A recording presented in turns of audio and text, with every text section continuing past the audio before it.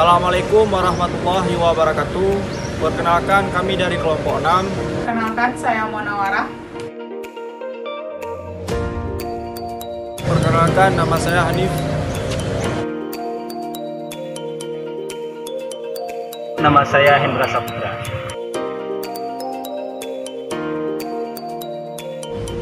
Perkenalkan, nama saya Samsudin.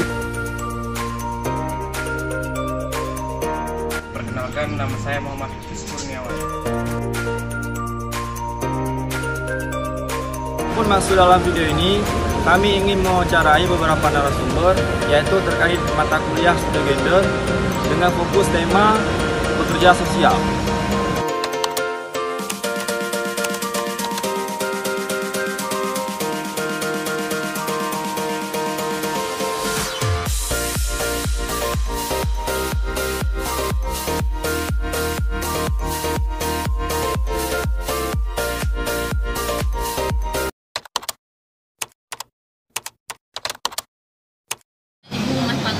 Dan juga bekerja sosial, saya harus bisa membagi waktu saya antara mengurus anak dan juga mengurus pekerjaan saya. Kita seorang wanita harus bisa memanage waktunya antara keluarga dengan pekerjaan. Selepas dengan keluarga dan pekerjaan, di saat kita bekerja, kita harus meninggalkan keluarga kita, dan di saat kita selepas dari itu, di saat kita dengan keluarga, kita tidak bisa membawa pekerjaan kita ke dalam keluarga kita, meskipun sebaliknya. Karena bekerja sebagai pekerja sosial adalah merupakan rutinitas saya dalam kehidupan sehari-hari. Nah, di sini saya harus pintar-pintar membagi waktu antara bekerja dan mengurus rumah tangga. Di sini sebelum saya berangkat ke sekolah, saya menyempatkan diri untuk membereskan rumah dulu, mencuci piring, menyapu, dan menyiapkan sarapan untuk keluarga saya. Nah, di sini saya berangkat sekolah jam 8. Jadi pulang sekolah PAUD pun pulangnya agak cepat, berbeda dengan sekolah-sekolah yang lain, ketimbang kerja kantor, dokter dan sebagainya. Setelah pulang sekolah di sini saya bisa melakukan peran saya sebagai ibu rumah tangga yang seutuhnya bagi anak dan suami saya. Dan ini mengacu bagaimana cara kita membagi waktu atau memanage waktu kita antara sebagai ibu rumah tangga dan profesi kita di luar. Nah, kalau menurut saya pribadi, keluarga itu adalah sesuatu yang paling penting bagi saya. Nah, kalau ditanya masalah pertanyaan ini, pastinya saya menjawab, saya akan menuntaskan dulu pekerjaan saya sebagai ibu rumah tangga, karena saya mempunyai tanggung jawab tentang hal tersebut terhadap tanggung jawab sebagai istri dan mengurus anak-anak. Setelah saya menyelesaikan pekerjaan tersebut, baru saya memfokuskan diri saya untuk bekerja di luar sebagai profesi terhadap masyarakat. Kalau menurut saya seperti itu. Kalau dunia perkantoran tidak ada perbedaan gender antara perempuan dengan laki-laki. Pekerjaan di kantor semuanya sama rata. Hanya saja terlepas dari dunia perkantoran, tidak semua pekerjaan laki-laki bisa perempuan lakukan, meskipun sebaliknya. Yang saya rasakan perbedaan gender itu memang masih ada. Seperti yang kita ketahui, di lingkungan kita ini masih banyak yang mempermasalahkan masalah gender, isu gender di mana-mana. Nah, walaupun ada beberapa lembaga yang memang mempunyai peraturan terhadap gender, tetapi tanpa kita sadari saat kita bekerja, perbedaan gender itu pasti ada tanpa sengaja di setiap pekerjaan yang kita lakukan setiap harinya. Gitu.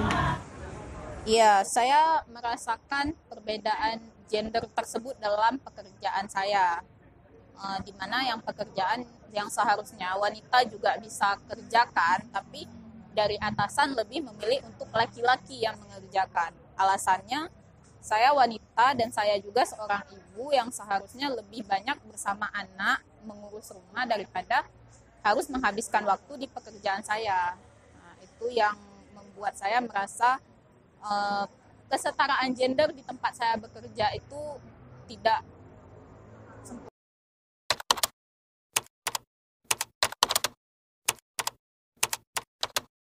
kesetaraan gender itu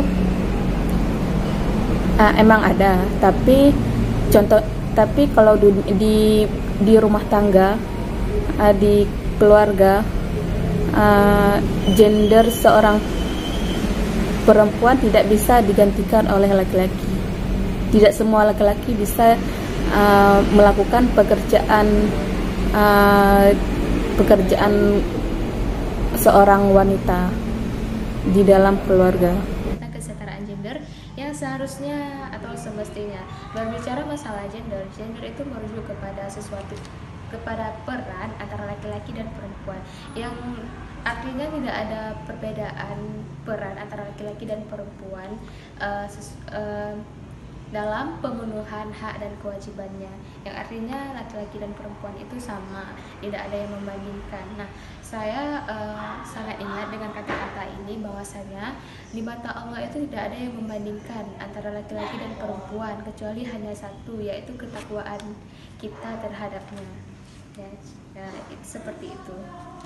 Menurut saya itu kesetaraan gender yang semestinya dalam pembagian tugas atau kerjaan di tempat kerja saya, yaitu jangan dibedakan antara karyawan laki-laki dan karyawan perempuan. Apalagi ini adalah perusahaan swasta yang seharusnya memang menunjang tentang kesetaraan gender tersebut. Kan? Jangan membeda-bedakan bahwa karyawan wanita itu tidak mampu melakukan tugas tersebut. Seperti itu. Adanya kesetaraan gender karena menurut saya sendiri wanita juga mempunyai peran penting bagi kehidupan sehari-hari. Tidak hanya lelaki saja yang bisa bekerja di luar rumah, tetapi wanita juga bisa bekerja di luar rumah seperti laki-laki. Seperti kalau kita lihat dari pandangan Islam itu sendiri, bahwa Islam telah menetapkan laki-laki sebagai imam dan wanita tidak bisa menggantikan posisi tersebut. Kalau kita maka dari itu kalau di bidang keuangan saya menuntut bahwa harus adanya kesetaraan gender ini, dan memang harus diterapkan di kalangan wanita, karena wanita juga bisa menghasilkan uang yang lebih ketimbang laki-laki kalau dia mau berusaha. Ya, di sini saya merasakan bahwa adanya kesetaraan gender. Kenapa saya bilang begitu? Karena pas sekali di tempat saya bekerja, kebetulan kepala sekolahnya adalah laki-laki, dan sebagian besar gurunya juga ada perempuan. Nah, di sini pas ada kemarin undangan pelatihan di Medan, di sini yang diutarakan sekali adalah laki-laki. Di sini yang jadi pertanyaan besar saya, padahal kalau dari sisi lain wanita juga bisa melakukan tugas itu, tapi yang diutamakan adalah laki-laki. Di sini saya melihat bahwa kesetaraan gender pada perbedaan gender ini ada, karena kenapa nggak perempuan aja, padahal perempuan juga bisa melakukan hal tersebut, tapi di sini lebih diutamakan laki-laki.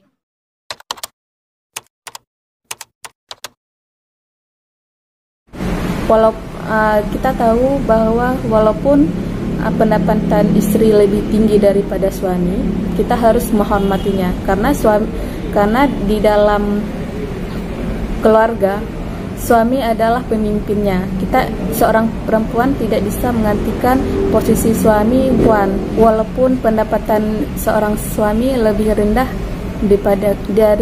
dibandingkan seorang istri.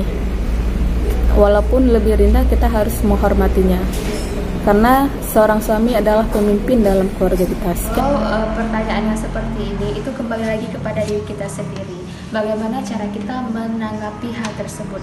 Kalau misalkan kita menanggapi hal tersebut dengan memang kita tidak bisa bekerja sama dengan suami, berarti hal itu akan terjadi, kemungkinan besar akan terjadi.